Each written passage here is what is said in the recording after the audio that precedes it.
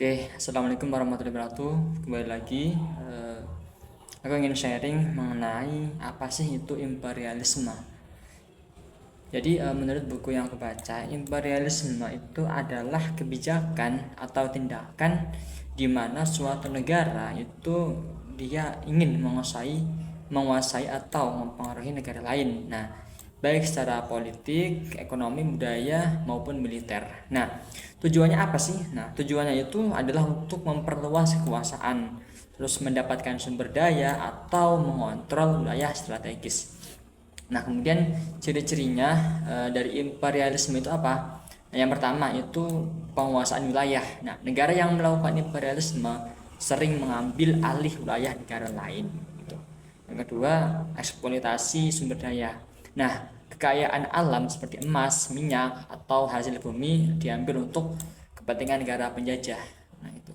Yang ketiga itu mereka biasanya melakukan penyebaran budaya. Nah, negara penjajah biasanya memaksakan bahasa, agama, atau sistem sosial mereka. Nah, yang keempat, kontrol politik. Jadi pemerintahan lokal di bawah kendali negara penjajah. Terus jenis-jenis imperialisme itu ada apa aja? Nah, yang pertama ada imperialisme kuno. Nah, terjadi di masa lampau. Nah, contohnya kerajaan Romawi yang memperluas wilayah untuk kejayaan kerajaan dan kekuasaan raja. Yang kedua, imperialisme modern. Nah, terjadi pada abad ke-15 hingga abad ke-20. Nah, saat negara-negara Eropa seperti Inggris, Belanda, Spanyol menjajah negara lain demi keuntungan ekonomi dan politik. Nah, terus yang ketiga, imperialisme kolonial. Nah, negara yang dijajah dijadikan koloni untuk diambil hasil boomnya. Nah, seperti penjajahan Belanda di Indonesia, ya kan, pada waktu dulu itu. Kemudian ada yang keempat itu imperialisme ekonomi. Nah, penguasaan dilakukan melalui kontrol ekonomi seperti utang atau investasi besar-besaran yang memaksa negara lain bergantung. Kemudian dampaknya dari imperialisme itu apa? Nah, ada dua dampak. Yang pertama ada positif dan negatif. Nah, positif yang pertama itu ada transfer teknologi atau ilmu pengetahuan. Nah, ketika orang-orang barat ke sini itu kan pasti mereka membawa peradaban baru kan, ilmu pengetahuan yang baru gitu.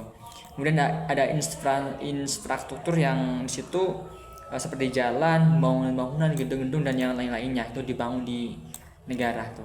Di negara jajahannya tuh. Negara Indonesia contohnya. Dulu pada masa Belanda itu kan banyak sekali negara Belanda itu kan negara Belanda membangun jembatan, jalan-jalan, gedung-gedung itu di Indonesia itu kan. Kemudian ada juga dampak negatifnya. Ada untuk dampak negatifnya itu eksploitasi sumber daya alam tuh. Negara-negara ya seperti tadi yang saya contohkan di Indonesia itu pada waktu Portugis, Belanda dan yang lainnya itu kan menjajah negara Indonesia hanya untuk mengeksploitasi gitu.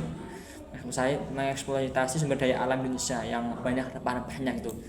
Kemudian ada hilangnya kedaulatan dan identitas budaya.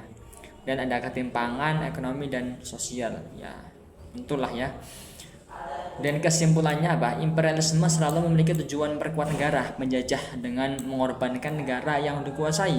Nah, kita bisa belajar dari sejarah untuk mencegah bentuk imperialisme baru yang mungkin hadir dalam wujud berbeda. Nah, seperti dominasi ekonomi atau budaya. Itu aja sih yang bisa aku sharing. Terima kasih. Bye bye.